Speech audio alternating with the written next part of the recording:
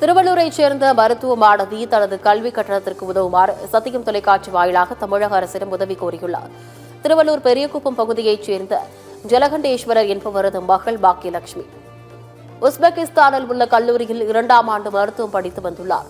கல்வி கட்டணம் செலுத்த முடியாத நிலையில் கல்வியை தொடர முடியாததால் தற்போது திருவள்ளூர் வந்துள்ளவர் உதவி கோரி முதலமைச்சர் தனிப்பிரிவிற்கும் திருவள்ளூர் ஆட்சியர் அலுவலகத்திலும் மனு அளித்துள்ளார்.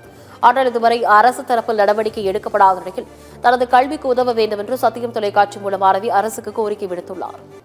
கடன் வாங்கி இப்ப ஃபர்ஸ்ட் வருஷத்துக்கு சேர்த்து விட்டுட்டேன். செகண்ட் வருஷத்துல இருந்து லோன் போடலான்னு போனாக்கா எந்த இதுலயும் பேங்க்ல கொடுக்க மாட்டாங்க லோனு.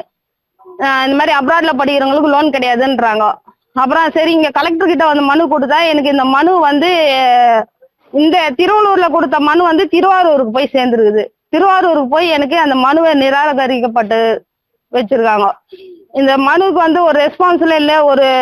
எனக்கு எங்கேயுமே லோன் இல்லாத போது என் பிள்ளைங்களை நான் எப்படி படிக்க வைக்க முடியும்? நான் வந்து 12th 561 மார்க் எடுத்தேன். நீட்ல 455 எடுத்தேன். பட் அப்ப இருந்த கட் ஆஃப்னால எனக்கு இங்க சீட் கிடைக்கல.